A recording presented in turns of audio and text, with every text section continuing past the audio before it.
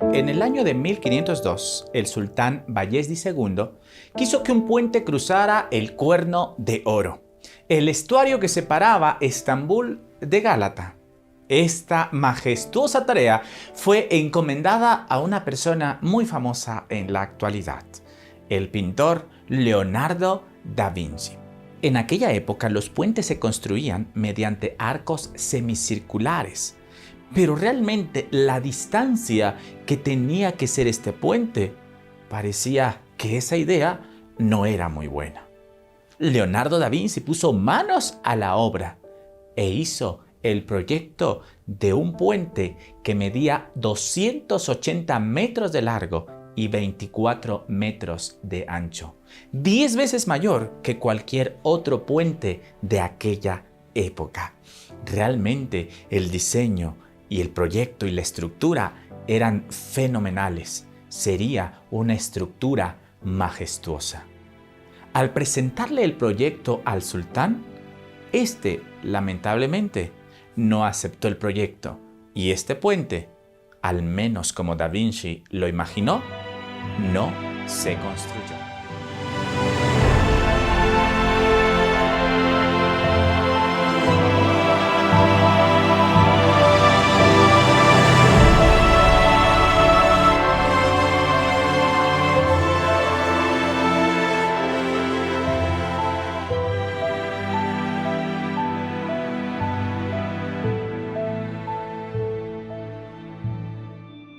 Cuando Dios creó al ser humano, la Biblia nos dice que lo hizo para ser feliz.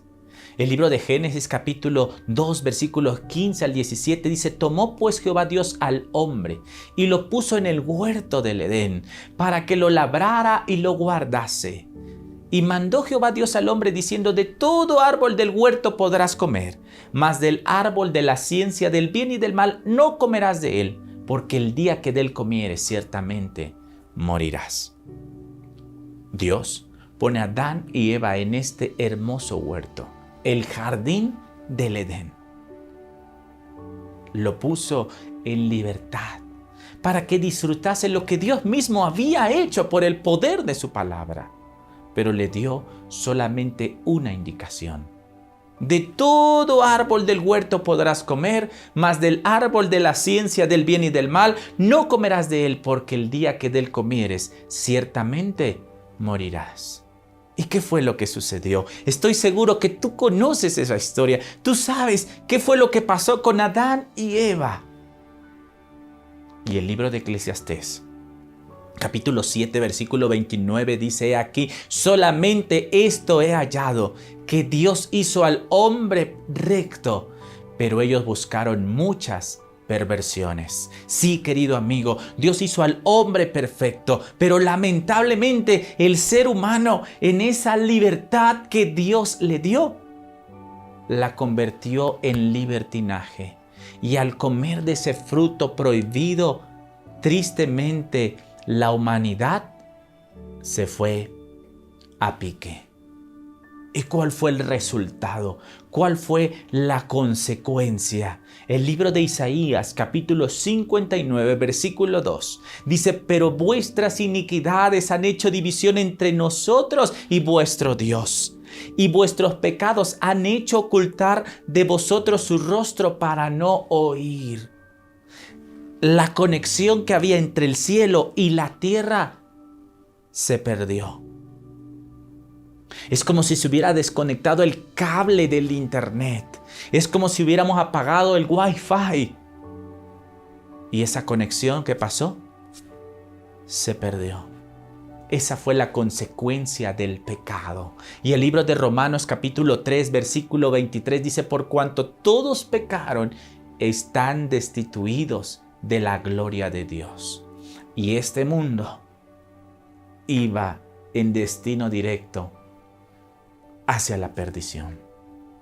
Pero ¿dejaría el creador de este mundo que siguiera su curso hacia la perdición este planeta y los seres en que él habitamos? No. La Biblia nos dice que hay un camino de regreso al paraíso perdido, que hay una escalera, que hay un puente que puede unir el cielo y la tierra. Un puente que sí existe. La palabra de Dios en el libro de Juan, capítulo 1, el versículo 18 dice: a Dios nadie le vio jamás. El unigénito Hijo que está en el seno del Padre, Él le ha dado a conocer. Fue Jesús quien buscó al hombre cuando el hombre pecó. Cuando Adán y Eva estaban escondidos, cubriéndose su cuerpo con hojas de higuera, fue Jesús quien vino y preguntó: ¿dónde estás tú? Porque el pecado hizo esa división. Y ahora el Padre no tuvo comunicación ya más con esta raza caída. Pero Jesús, el Cordero inmolado desde antes de la fundación del mundo, se tendió como un puente para unir la tierra con el cielo. Pero ¿quién es ese ser? ¿Quién es ese Jesús? ¿Desde cuándo existe? El libro de Juan capítulo 1, versículo 1 dice: en el principio era el Verbo, y el Verbo era con Dios, y el Verbo era Dios. Aquí está hablando del Verbo. ¿Y quién es ese Verbo? Vamos a ver qué dice la misma palabra de Dios en el versículo 14 del capítulo 1 de Juan. Y aquel Verbo fue hecho carne y habitó entre nosotros, y vimos su gloria, gloria como del unigénito del Padre, lleno de gracia y de verdad. Ese Verbo, esa palabra, Dios mismo, dice la palabra de Dios que vino a este mundo. Filipenses capítulo 2, versículos 5 al 7 dice: haya pues en vosotros este mismo sentir que hubo también en Cristo Jesús, el cual, siendo en forma de Dios, no estimó ser igual a Dios como a cosa que aferrarse, sino que se despojó a sí mismo, tomando forma de siervo, hecho semejante a los hombres. Sí, querido amigo, Dios mismo se despojó a sí mismo. Jesús, el Salvador del mundo, se despojó a sí mismo y vino a esta tierra. Dejó a su Padre allá en el cielo y vino a este mundo caído a dar su vida por ti y por mí. ¡Qué amor tan grande! Por eso dice Juan 3:16: de tal manera amó Dios al mundo que ha dado a su Hijo único, para que todo aquel que en él crea no se pierda, sino que tenga que tenga vida eterna. Pero quiero hacer un pequeño paréntesis aquí. No solamente la Biblia es quien nos habla de ese Salvador. No solamente es la Biblia quien nos habla acerca de Jesús. Un ejemplo muy fácil son los años y el cómo los contamos. Antes de Cristo y después de Cristo, un parteaguas en la forma de contabilizar los años. También podemos recurrir a historiadores. Por ejemplo, Tácito, historiador romano, que menciona a Cristo en sus anales, escritos allá por el año 116 después de Cristo, al hablar sobre Nerón y el incendio de Roma en el año 64. Ahí está plasmado en la historia de aquellos hombres que investigaban, que estudiaban y que fueron también contemporáneos. Otra persona es Plinio el Joven en el año 112 después de Cristo, en el cual se conservan de él 10 libros de cartas que él escribió. En la carta 96 del libro 10 escribe al emperador Trajano para preguntarle qué debía hacer con los cristianos. Y ahí en esa carta menciona a Jesús, menciona a Cristo. Qué interesante, ¿verdad? No solamente ellos, sino también Suetonio en el año 120 después de Cristo, Luciano, el escritor griego, y otros más. Entonces podemos corroborar la existencia de Jesús no solamente en la palabra de Dios, pero surge ahora la pregunta: ¿y a qué vino Jesús? El libro de Lucas capítulo 19 versículo 10 dice: porque el Hijo del Hombre vino a buscar y a salvar lo que se había perdido. Cuando el hombre cayó en pecado, este mundo se perdió. Pero por medio de nuestro Señor Jesucristo, podemos nuevamente regresar al paraíso. Jesús abre una puerta para que podamos entrar. Mateo capítulo 20, versículo 28 dice: como el Hijo del Hombre no vino para ser servido, sino para servir y para dar su vida en rescate por muchos. A eso vino nuestro Señor Jesucristo. Él dio su vida, pasó haciendo el bien, pasó obrando y lamentablemente